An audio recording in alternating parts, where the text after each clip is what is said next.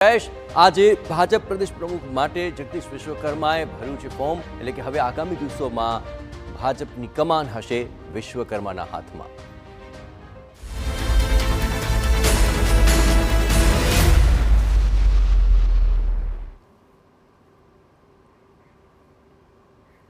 જગદીશ પંચાલ બનશે ગુજરાત ભાજપના પ્રદેશ પ્રમુખ। જે નામોની ચર્ચા થઈ રહી હતી તેમાંથી હવે પડદો હટી ચૂક્યો છે અને ગુજરાત ભાજપના નવા પ્રમુખનું નામ જાહેર થઈ ચૂક્યું છે। તેઓ કમલમમાં ફોર્મ ભરી દીધું છે। અમદાવાદની નિકોલ વિધાનસભાના ધારાસભ્ય અને રાજ્ય કક્ષાના તેમજ પ્રોટોકોલ પ્રધાન જગદીશ વિશ્વકર્મા હવે ભાજપ પ્રદેશ પ્રમુખ પણ બની જશે। તેઓએ પ્રદેશ પ્રમુખની દાવેદારી માટે ફોર્મ ભર્યું। આ દ્રશ્યો આપ જુઓ, જે સમયે તેમણે આ ફોર્મ ભર્યું અને ત્યારબાદ ઉમેદવારી તેમણે નોંધાવી છે। જગદીશ પંચાલ ગુજરાત ભાજપના પ્રદેશ પ્રમુખ હવે બનશે।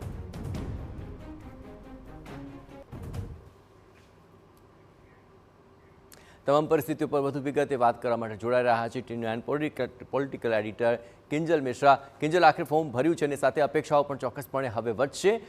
ફોર્મ ભરવા માટે આખરે તેમની સાથે કોણ કોણ ત્યાં ઉપસ્થિત હતું, કાર્યકર્તાઓની અંદર કેવો ઉત્સાહ જોવા મળી રહ્યો હતો અને એક લાંબુ કામની લિસ્ટ પણ ચોક્કસપણે હવે તેમના નામે શરૂ થઈ ગઈ હશે। કિંજલ,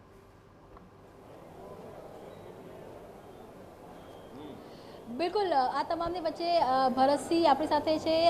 ભૂતકાળમાં તે પ્રદેશના મહામંત્રી રહ્યા છે, પાર્ટી સ્ટાઇલ, વર્કિંગ અને ફંક્શનિંગ સ્ટાઇલથી ખૂબ વાકેફ છે। તેની સાથે વાત કરીએ, બાપુ, પાર્ટીમાં એક આખો સમય રહ્યો કે જ્યારે સૌરાષ્ટ્ર પ્રતિનિધિત્વ મળ્યું, એની પહેલાં કહી શકાય કે દક્ષિણ ગુજરાતે પ્રતિનિધિત્વ મળ્યું। એક દાયકા બાદ વળી પાછું સી આર પાટીલના કારણે દક્ષિણ ગુજરાતનું પ્રતિનિધિત્વ આવ્યું અને કદાચ લગભગ પહેલી વખતે અમદાવાદથી પ્રદેશ પ્રમુખ આવી રહ્યા છે।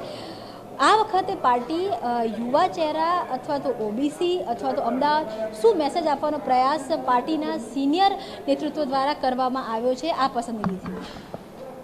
ભારતીય જનતા પાર્ટી એક કરોડો કાર્યકર્તાની પાર્ટી છે અને આજે એ પ્રસ્થાપિત કર્યું છે કેન્દ્રીય નેતૃત્વએ કે કાર્યકર્તા કામ કરતો જાય એને તક મળતી જ હોય છે અને ભારતીય જનતા પાર્ટીમાં જનરલ એક ઇમેજ છે પાર્ટીની કે કાર્યકર્તા અને બધા સ્વીકારતા હોય છે અને એંગલ તો એ જ છે કે કોઈ વાર દક્ષિણને મળે, કોઈ વાર સૌરાષ્ટ્રને મળે, અમદાવાદને મળ્યું છે પણ કાર્યકર્તાને મળ્યું છે, હું એવો કહેવા માગું છું। આ વખતે અમદાવાદથી જ મુખ્યમંત્રી છે, અમદાવાદથી જ નવનિયુક્ત પ્રદેશ પ્રમુખ છે, તો બાકીના જે ઝોન સ્વાભાવિક છે કેમ કે આપ સિનિયર નેતા છો અને ઘણી ચર્ચાઓ થતી હોય છે, એમાં વાંધો નથી।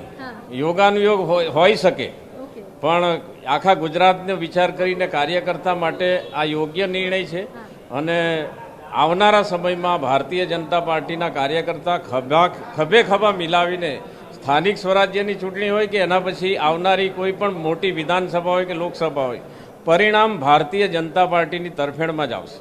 ભરતસિંહજી, એક સવાલ બીજો બી પૂછું છું, કેમ કે હંમેશા પાર્ટીના કોઈ પણ નિર્ણય હોય છે તમારી પાર્ટીમાં એ ભવિષ્યની યોજનાઓ સાથેના હોય છે, તો મુખ્યમંત્રી પાટીદાર અને પ્રદેશ પ્રમુખ ઓબીસી, તો ત્યારબાદ હવે કેમ કે સંગઠન પછી જે ચર્ચા થઈ રહી છે વિસ્તરણની છે, તો વિસ્તરણની અંદર શું જોવા મળે? પાર્ટી છે સનાતની સંસ્કૃતિને ઉજાગર કરનારી આ પાર્ટી છે ને આપણા દેશના, આમ તો આપણા નરેન્દ્રભાઈ વૈશ્વિક પુરુષ, દેશના વડાપ્રધાન, એમણે 2047નો જે ગોલ આપ્યો છે એમાં ભારતીય જનતા પાર્ટીનું ગુજરાત પ્રદેશ પણ કામે લાગી ગયું છે।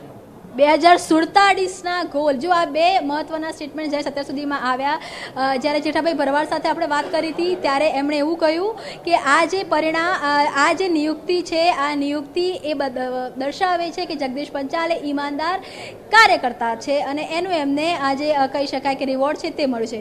ભરતસિંહજી સાથે વાત થઈ, એમણે સ્પષ્ટ કહ્યું કે 2047નો જે ગોલ છે આખો વડાપ્રધાનનો, તો તેની અંદર આગળ વધવા માટે ગુજરાતમાં સરકાર અને સંગઠન વચ્ચે એક તાલમેલ રહે, એક ફંક્શનિંગ છે ડબલ એન્જિનની સરકાર અથવા તો ડબલ એન્જિન વાળો જે પાવર છે તે ગુજરાતમાં જોવા મળે, તેની માટે પણ આ પસંદગી થઈ છે। એટલે કહી શકાય કે ભવિષ્યની યોજનાઓને લઈ અને જયેશ અત્યારે ચોક્કસ નથી દેખાતું, પરંતુ આગામી સમયમાં આ એક સંગઠનના પ્રદેશ પ્રમુખના આ નામ બાદ કહી શકાય કે જ્યારે વિસ્તરણ થશે તો વિસ્તરણમાં આની અસર ચોક્કસ જોવા મળશે અને વિસ્તરણમાં પણ હવે કેટલાક જે ચહેરાઓ છે તે પડતા મૂકવામાં આવશે અને ઝોન વાઇઝ, જાતિગત સમીકરણો વાઇઝ નવા જે ચહેરાઓ છે, સિનિયર નેતાઓ છે, તેમનું કમબેક છે તે વિસ્તરણમાં મંત્રીમંડળમાં જોવા મળશે। બિલકુલ કેન્દ્ર ખાસ કરીને નિયુક્તિ થયા બાદ આ તમામ બાબતો ખૂબ જ મહત્વપૂર્ણ બનતી રહી છે કે તેની અસર આખરે મંત્રીમંડળના વિસ્તરણમાં કેવી પડશે. આપે જાતિગત સમીકરણની પણ વાત કરી. ઓબીસી એક ચહેરો તરીકે આખરે જગદીશ પંચાલ પણ ચોક્કસપણે ઉભરી આવશે. જાતિગત સમીકરણની દ્રષ્ટિએ પણ જોઈએ તો આગામી સમયમાં આ તેમની નિયુક્તિ તેને લઈને કેટલા મોટા ફેરફાર રહેશે અને તેમના માટે મોટો પડકાર પણ કયા રહેશે કિંજલ?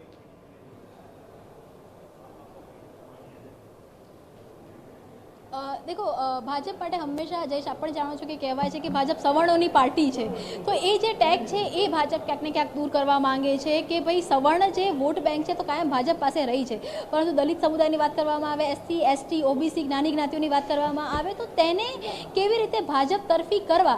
તો જગદીશ પંચાલની વાત કરવામાં આવે તો અત્યારે એમનું જે જાતિગત સમીકરણ છે એ તેમના તરફ છે, કેમ કે ખૂબ નાની એટલે વિશ્વકર્મા ખૂબ નાની સમુદાયમાંથી જગદીશ પંચાલ આવે છે, તો એ આખું ફેક્ટર છે તેમની તરફ રહ્યું છે. તેની સાથે જ તેમને જે રીતે સંગઠનમાં કામ કરેલું છે, સરકારના મંત્રી છે, તો એ બધા ફેક્ટર પણ તેમની સાથે છે.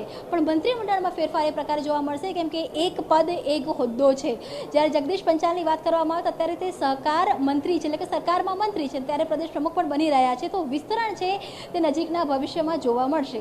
અમદાવાદથી જ મુખ્યપ્રધાન અને અમદાવાદથી જ પ્રદેશ પ્રમુખ હોય તો તેવા સંજોગોની અંદર હવે અમદાવાદ કે ઉત્તર ગુજરાતમાંથી નેતૃત્વને મંત્રીમંડળમાં ખૂબ પ્રાધાન્ય આપવામાં આવે એવું નહીં થાય.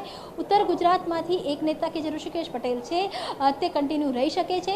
સૌરાષ્ટ્ર પર ફોકસ છે મંત્રીમંડળમાં એ વધી જશે કેમ કે જોવા મળે તો ગુજરાતમાં પણ જે પાટીદાર બે સ્તંભ છે, લેઉવા પાટીદાર, કડવા પાટીદાર, તો કડવા પાટીદાર તરીકે મુખ્યમંત્રી ભૂપેન્દ્ર પટેલ છે, પરંતુ લેઉવા પાટીદારનો સમાવેશ કરવા માટે આગામી સમયમાં જ્યારે પણ મંત્રીમંડળનું વિસ્તરણ થશે ત્યારે પાટીદાર નેતાઓ જોવા મળી શકે છે. જયેશ રાદડિયા છે તેનું કમબેક થઈ શકે છે, જીતુ વાઘાણી છે તેમનું કમબેક થઈ શકે છે. ઠાકોર સમુદાયની અંદર જે રીતે ભીખુસિંહ અત્યારે તેમનું જે એક નોન ફ્રિકવન્ટ પરફોર્મન્સ છે તો તેમની એક્ઝિટ થઈ શકે છે, તેની સામે અલ્પેશ ઠાકોર છે તેમનું કમબેક થઈ શકે છે. સૌરાષ્ટ્રની અંદરથી જો ભાનુબેન બાબરિયાને એક્ઝિટ કરવામાં આવે છે તો બીજા બે જે નેતાઓ છે તે આવી શકે છે. મહિલા નેતૃત્વ, કેમ કે સુરતની જો વાત કરવામાં આવે તો દક્ષિણ ગુજરાતથી હવે CR પાટીલ છે તે કેન્દ્રમાં મંત્રી છે, એટલે કે કેન્દ્રમાં દક્ષિણ ગુજરાતને સ્થાન મળી ચૂક્યું છે, તો તેવા સંજોગોની અંદર દક્ષિણ ગુજરાતમાંથી માત્ર હર્ષ સંઘવીને રાખવામાં આવે અથવા તો સુરતથી માત્ર હર્ષ સંઘવીને રાખવામાં આવે, તેના સિવાય ટ્રાઇબ ની અંદર જે જોડ છે તે આપવામાં આવે તો આ જે તમામ જાતિગત સમીકરણો છે, કેમ કે કોઈ પણ રાજકીય પાર્ટી ભલે એમ ન કહેતી હોય કે જાતિગત સમીકરણો પર નથી ધ્યાન આપતી, પરંતુ કોઈ પણ ઉમેદવાર માટે કોઈ પણ ચહેરા માટે જાતિગત સમીકરણો અને તેનો ઝોન એ હંમેશા એક ફેક્ટર રહેતું હોય છે. ઘણા સંજોગોમાં જે એ જ વસ્તુ તેમની પ્લસ પોઈન્ટ હોય છે, જ્યારે એ જ વસ્તુ તેમની માઇનસ પોઈન્ટ હોય છે. તો આ સંજોગોની અંદર જ્યારે OBC સમુદાયમાંથી પ્રદેશ પ્રમુખ આવ્યા છે તો તેવા સંજોગોમાં સૌથી પહેલા વિધાનસભા અધ્યક્ષ અત્યારે શંકર ચૌધરી કે જે OBC છે, તો જ્યારે પણ વિસ્તરણ થશે તો એ ચહેરો પણ બદલાઈ શકે છે, કેમ કે જે ત્રણ મહત્વના પદ સરકાર અથવા તો રાજનીતિમાં કે જે તમામ લોકો જાણે છે કે એક પ્રદેશ પ્રમુખનું પદ હોય છે, બીજું મુખ્યમંત્રીનું પદ હોય છે અને વિધાનસભા અધ્યક્ષનું પદ હોય છે, તો ત્રણેય પદો પર એક જ જ્ઞાતિના લોકોને રાખવામાં નથી આવતા. તો જ્યારે પણ એક્સપાન્શન થશે ત્યારે શંકર ચૌધરી ને લગભગ મંત્રીમંડળમાં લઈ જવામાં આવશે.